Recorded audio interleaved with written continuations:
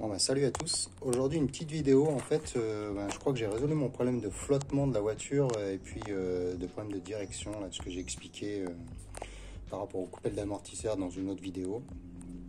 En fait le problème il venait essentiellement des pneus. Voilà. Donc je vais vous faire un petit explicatif sur tout ce qui est inscrit sur le pneu.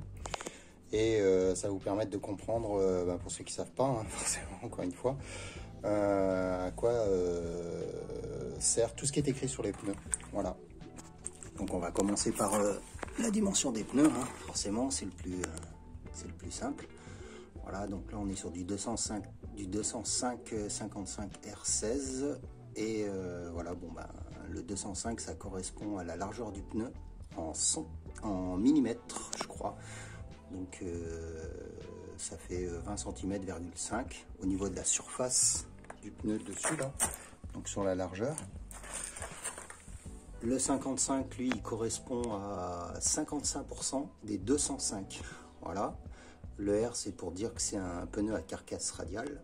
Donc c'est en fait tout à l'intérieur, en fait on a une sorte de treillis en élingue. Voilà. Et le 16 c'est la jante sur laquelle il sera monté. Pour le coup là c'est du 16 pouces. Voilà. Et après ici on retrouve ça, le 91V. Le 91 correspond à la charge admise par le pneu. Donc là en l'occurrence on sera sur 615 kg je crois, ou 617, j'ai vu aussi sur certains sites. Le V lui correspond à la vitesse. Donc pas V pour vitesse, c'est surtout la vitesse admise. Là on sera sur du 240. Voilà. Donc après qu'est-ce qu'on va retrouver? Donc forcément on suit le pneu, Ici on commence à avoir on voit DOT.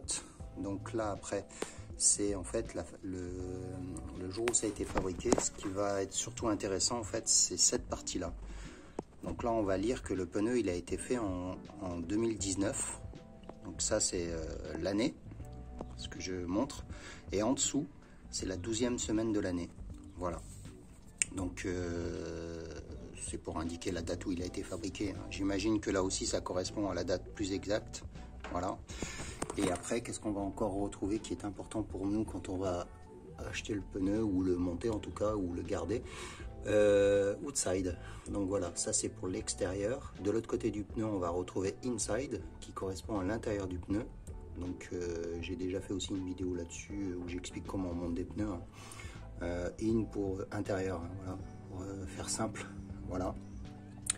Et après en fait mon problème moi de flottement c'est que j'avais un pneu là ici qui est voilà, en charge 91. Et en fait pour la Laguna il faut une charge de 94 qui correspond à 670 kg. L'indice de vitesse était bon en théorie, sauf que je vous mets une petite vidéo là du compteur en action.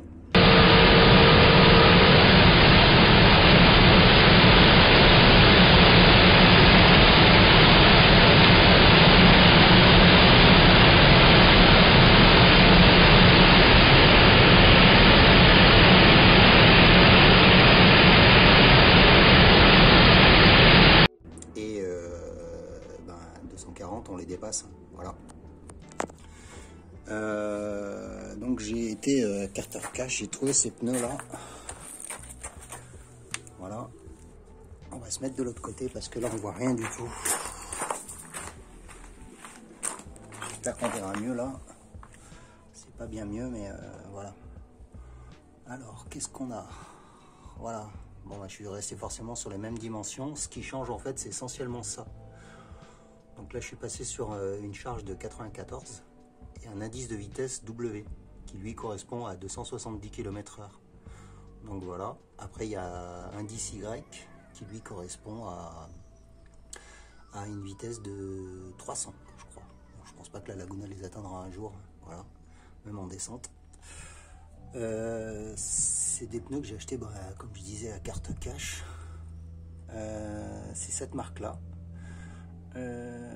Franchement j'ai pas payé cher, hein. J'étais surpris du prix, 47,50 €. Voilà. Donc là j'ai changé les 4 sur la voiture et en fait ils font le taf. Voilà, ça fait 190 € les 4 pneus. C'est une somme importante, mais franchement, c'est pas cher, hein. Je veux dire, le modèle au-dessus que je voulais prendre, c'était des Uniroyaux. Et ou Uniroyal, la marque Uniroyal, quoi. Et ben, ils étaient à 80 balles, qui sont pas chers non plus, hein. Mais je voulais quand même essayer pour l'indice de charge, et puis ben, on verra ce que je fais si je les change. Bon, voilà. Après, un dernier truc, quand je fais l'équilibrage, voilà, je vous avais parlé moi de ce que j'utilisais, la poudre d'équilibrage et les billes d'équilibrage Magnum Plus. Voilà à quoi ça ressemble. Les Magnum Plus, ben voilà, c'est des billes qui sont beaucoup plus grosses que la poudre que j'ai mis dans pour équilibrer les pneus d'Apollo. Voilà, ça c'est ce que j'ai pris chez un truc de poids lourd. Voilà. Ils ont bien voulu me donner, hein, mais bon, je pense que j'en ai pris 4 kilos. J'étais pas mal. Oui, en fait, je disais que les billes faisaient 1 mm, mais je crois qu'elles font plutôt 2 mm d'épaisseur, ces billes-là en verre. Je sais pas si on arrive bien à voir sur le... J'essaie de vous montrer. J'arrive pas à faire la mise au point en même temps. Là, est-ce que ça va vouloir le faire? Ça cherche, ça cherche, ça cherche. Voilà. Voilà les billes Magnum Plus. C'est ce que j'avais mis à l'époque dedans. Ça, c'est les autres billes. On voit qu'elles sont beaucoup plus fines. Voilà. Ça fait le taf, hein, parce que je les ai mis dans la Laguna. Là, j'ai roulé avec et tout. J'ai fait à peu près 200 km. Franchement, ça change tout au niveau du comportement de la voiture. Voilà. Donc, faites bien attention à vos indices de poids et de vitesse. Peut-être moins important au niveau de la vitesse. Voilà. Parce que 240, ça commence à être des grosses vitesses. Et il n'y a qu'en Allemagne où on peut s'amuser à dépasser ces vitesses-là, hein, c'est tout. En France, c'est interdit. Ou sur circuit, mais je vous trouve un circuit où on peut atteindre ces vitesses-là. Voilà, c'était pour faire le point un petit peu sur tout ce qui est inscrit sur un pneu, pour pouvoir tout le monde puisse un peu comprendre à quoi correspondent toutes les écritures qu'il y a sur les pneus, mis à part les dimensions et la marque. Hein, voilà. Un autre truc, c'est n'hésitez pas dans les commentaires à m'expliquer ce à quoi peuvent correspondre les autres trucs. Je crois que j'ai tout dit, hein, voilà. Je sais toujours pas pourquoi des fois il y a des points rouges et des points jaunes sur certains pneus. D'ailleurs, oui, j'ai pas montré, mais ce que j'ai fait moi, ne sachant pas, en fait j'ai centré en fait à chaque fois les valves. Voilà. Donc à l'arrière, j'ai centré aussi. Hein. Je vais vous montrer vite fait là. Le point il est là en haut et l'autre point jaune il est là. Donc j'ai centré là comme j'avais. On verra. En tout cas au niveau du comportement de la voiture, ça pose aucun problème. Donc voilà. Bon allez, sur ce je vous salue et puis je vous dis à une autre vidéo. Bye.